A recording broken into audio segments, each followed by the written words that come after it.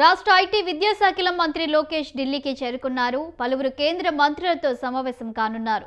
Semi conductor manufacturing unit మంజూరు చేసేందుకు కేంద్ర ఐటీ ఎలక్ట్రానిక్స్ రైల్వే శాఖల మంత్రి అశ్విని వైష్ణవ్ను కలిసి కృతజ్ఞతలు తెలిపారు. కేంద్ర రోడ్డు రవాణా రహదారుల శాఖ మంత్రి నితిన్ గడ్కరీ, పెట్రోలియం మంత్రి హర్దీప్ సింగ్ పురి, షిప్పింగ్ జల రవాణా మంత్రి సర్బానంద్ సోనోవాల్, వాణిజ్య పరిశ్రమల శాఖ మంత్రి పీయూష్ గోయల్, విదేశాంగ మంత్రి జయశంకర్తో కూడా ఆయన భేటీ అవుతారు.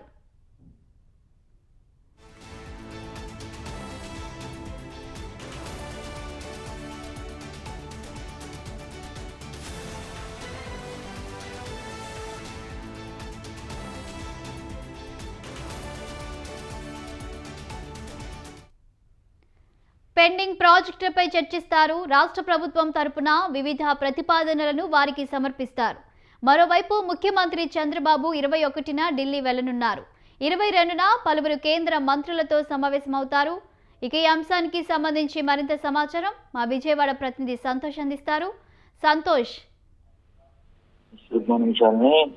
ఏదైతే ఏపీ మంత్రి నారా లోకేష్ ఢిల్లీలో పర్యటిస్తా ఉన్నారు, ఏదైతే ఇటు పెండింగ్ ప్రాజెక్టులకు సంబంధించి ఇటు కేంద్ర మంత్రులతో అయితే ఇటు నారా లోకేష్ అయితే కనుక చర్చించనున్నట్టు కూడా తెలుస్తా ఉంది. ప్రధానంగా ఏదైతే ఇటు కూటమి సర్కారు అధికారంలోకి వచ్చిన సంవత్సరం అనంతరం కూడా ఇటు రాష్ట్రంలో నెలకొన్నటువంటి పరిస్థితులు కావచ్చు, అదేవిధంగా ఇక ఏదైతే సూపర్ 6 హామీలు భాగంగా కూడా ఇటు నెరవేర్చినటువంటి నేపథ్యంలో ఇవన్నీ కూడా ఇటు కేంద్ర మంత్రులతో చర్చించే అవకాశాలతో పాటు ఇక ఏదైతే రాష్ట్రంలో కొత్త ప్రాజెక్టులు అదేవిధంగా వాటి యొక్క పనితీరు వీటన్నిటిపై కూడా చర్చకు రానున్నట్టు కూడా తెలుస్తా ఉంది. అంతేకాకుండా రాష్ట్రానికి ఇటీవలే సెమీ కండక్టర్ మ్యానుఫ్యాక్చరింగ్ యూనిట్ మంజూరు చేసినటువంటి నేపథ్యంలోనే ఇటు అశ్విని వైష్ణవ్ సైతం కూడా ఇటు కృతజ్ఞతలు అయితే కనుక తెలియజేయనున్నట్టు తెలుస్తా ఉంది. అంతేకాకుండా ఇటు రహదారులు రోడ్డు రవాణాకు సంబంధించినటువంటి అంశాలపై కూడా ఇటు నితిన్ గడ్కరీ తోటి, అదేవిధంగా పెట్రోలియం శాఖ మంత్రి హర్దీప్ సింగ్ పూరి తోటి,